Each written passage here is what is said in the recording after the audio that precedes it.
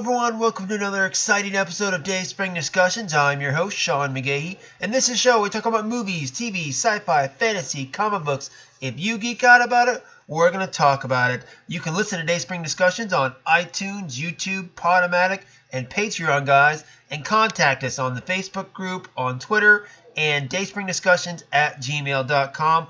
It is another sunny Wednesday here in Austin, Texas, the day before Thanksgiving. I'm sure most of you are out and about trying to get your turkey set up, get your stuffing stuffed, and your green bean casseroles in the oven. I'm just chilling out myself personally. I got to clean the house today, get ready for the company that is coming tomorrow.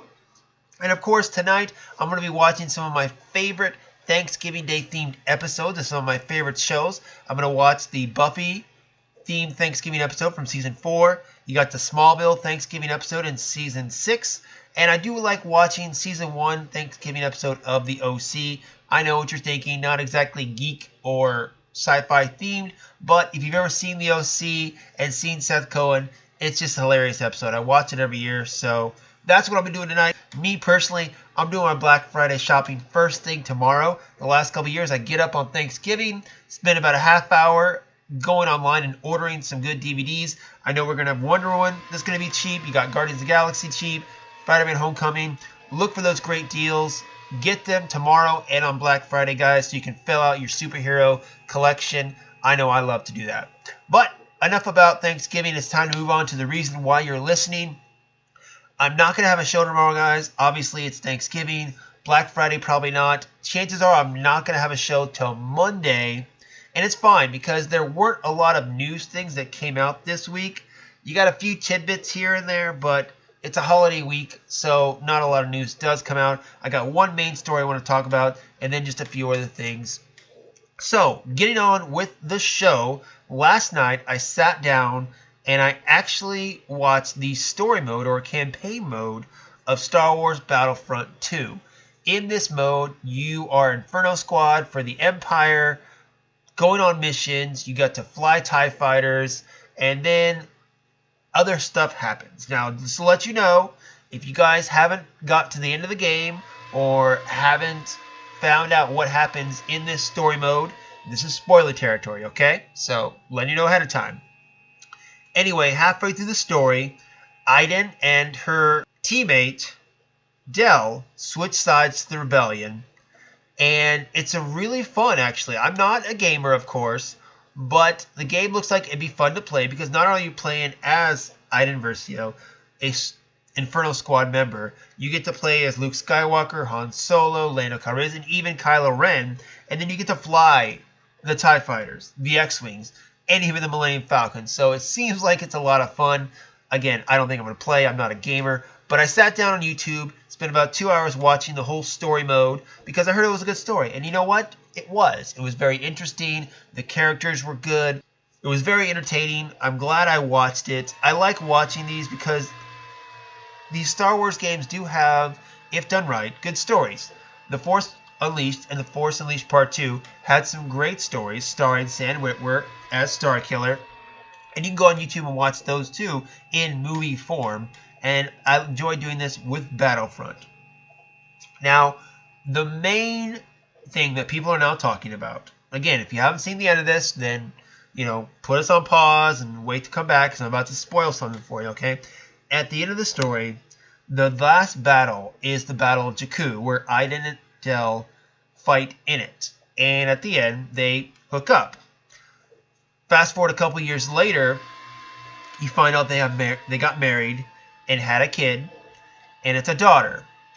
And this is where Kylo Ren steps in, and he's interrogating Del to find out where the piece of the map of Skywalker is at. That's right, it's right before Force Awakens. Kylo Ren is hunting for the map to Skywalker, and he's trying to get it out of Del, and he's going through his mind. And that's when we learn that Del and Iden had a daughter that people think is Rey. I know the Rey theory. She may be a Kenobi, she may be a Skywalker, she may be a Solo, she may be a Palpatine. Now they think she's a Versio. I don't think that at all. Look, it might be cool to think that Rey's parents are nobodies and that they're just rebel fighters maybe even, or something along those lines, but I don't think that's how it is. I don't think they put it in a video game. That's something they would definitely put in the movie. It's too big of a story and something too talked about in the Star Wars community to put in just a video game, so I really don't believe that. It's another theory. That's fine. I don't think it's the Rey theory, though. Just what I think. Now, also, at the end of this game, we have the character of Hask. He was a former teammate of Iden's and Del's before they turned to the rebel side, the good side, as we think. And in the end, he gets his revenge on Del and looks like he's going after Iden. But that's where the story ends. So you gotta think there's a sequel somewhere in there. Whether they do it in a video game or a book or something, he's going after Iden. I want to see that story. I'm invested in this character because I did read the Inferno Squad book before I saw this movie. I already knew who Iden and Del and Hask were before I watched this little YouTube video. And to be honest, the book was all about them working for the Empire.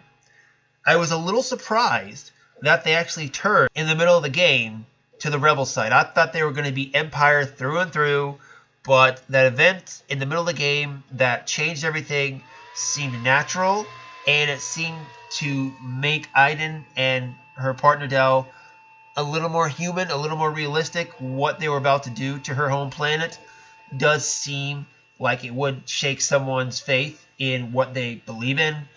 So it's natural, but it still doesn't change the fact that in the Burke Inferno Squad, I thought they were stupid for working for the Empire, but they rectified that in this one. So sounds great, but if you haven't checked it out, go on YouTube. There are several YouTube videos that takes the story mode of Battlefront 2 and turns it into like a mini movie. Like I said, it's about 2 hours long. Check it out. The story's decent. You see how cool we would play the game. Almost makes me want to play the game myself, but I doubt it. I don't have the time. I don't have the money. It's probably not going to happen, guys. But it was really cool. And again, I don't believe the Rey theory that's out there now. But whatever. In another month, we'll all get to figure out what's going on. Hopefully, unless Lucasfilm and Rian Johnson keeps us hanging for another movie till episode 9. But I don't know. We'll wait and see, guys. But in any event, that was cool. Go check it out. Okay, moving on to the only actual story that I have today. It came out yesterday that Mark Millar is creating another ongoing series based off his popular books. We learned a couple weeks ago, I think it was last week even, that he's going to do a kick-ass ongoing series, not starring Dave, but a different character who is inspired by Kick-Ass. Now we come to find out there's going to be an ongoing Hit Girl series. Now, Mark Millar said he's going to do the first arc, and then he's going to hand the baton off to Kevin Smith. Smith, most known for making movies such as Clerks, Mallrats, Chasing Amy, Jersey Girl, Tusk, all that stuff, has also written quite a few comic books. He did a run on Daredevil, he's written some Green Arrow, he's written some Batman, and a few other things too. He's even directed episodes of Flash and Supergirl. So Smith got his hands in everything as far as geek culture. He's got his show Comic Book Men on AMC that I watch. Growing up, I loved Kevin Smith. His later movies, now with kind of the horror element to them, I'm not a big fan of, but maybe that's just because I'm not a big horror fan in general. But still, I like Kevin Smith. I like his ideas. And the fact that he's going to be writing a Hit Girl series, I think makes sense. So Millar told comicbook.com, quote, "I've written the first big storyline, and this, of course, will be the first graphic novel. But just like Kick-Ass, this is an ongoing monthly we're launching, and every big arc has a superstar creative team. I'm being followed by someone better by the name of Kevin Smith, and this idea is just so unique. Mine takes place in Colombia, his in LA, and every arc will be a completely different country. It's very fun. I've actually enjoyed having Kick-Ass and Hit Girl in separate books as they're very different characters who need different types of stories. Kick-Ass is very grounded with a tremendous confidence. The character plays by superhero rules because the character is a comic fan. But Hit Girl is basically Tiny Frank Castle, so you can't do that every month where one is knocking people out and their partner is shooting them in the face. Hit Girl comes out on February 21st, like I said, written by Mark Millar and then Kevin Smith, and apparently there's going to be several other artists and writers that are going to continue throughout the series. of Hit Girl. Sounds pretty interesting. Like I said, Kevin Smith, I liked his run on Green Arrow. I wasn't in love with his Daredevil run. I thought it was a little too wordy, I guess if you could say that. But if you watch Kevin Smith movies, you know he loves his dialogue. Nevertheless, he's a guy with some great ideas. He's got a firm grasp in the superhero world, so I'm totally okay with this. I'm very curious, though, what's going on with Mark Millar, because several months ago we heard about him signing the deal with Netflix. So we obviously assumed that it's going to be about making TV shows and making movies with his properties. But so far, all we've gotten is comic books. We got a new comic that he's going to write. I think it's called The Magic Order, if I remember correctly. We got Kick-Ass ongoing. We got Hit Girl ongoing. Where's the TV and the film announcements? I don't understand that. I mean, I'm excited for this stuff, but I just figure when you sign a deal with Netflix, we're getting TV shows and movies. And I'm sure that stuff is coming, but the fact that we're announcing comic book stuff got me scratching my head a little bit. But like I said, I'm excited for this. Millar, great writer. I'll do whatever he wants. I'll read it. It's great. And then throw in Kevin Smith. I'm curious to see what he does with the character of Hit Girl. And we'll just all find out for ourselves, guys. Okay, moving on to my last thing for today. Now, like I said, I'm not doing a show tomorrow because it is Thanksgiving. But Thursdays, I usually go through a comic book review. I give you some of my favorite comics that I read on Wednesday. As of right now, I've only read about half the comics that I usually read, so I don't have a lot to talk about. I will say I am enjoying Flash. That's a good one. Go check that one out. Ever since Joshua Williamson took over with Rebirth, I've been enjoying it. And I haven't really enjoyed Flash since Johns dropped it after Flashpoint. New 52 Flash, I just wasn't that into. But this Joshua Williamson seems to be doing a good job. I like some of the storylines he's done.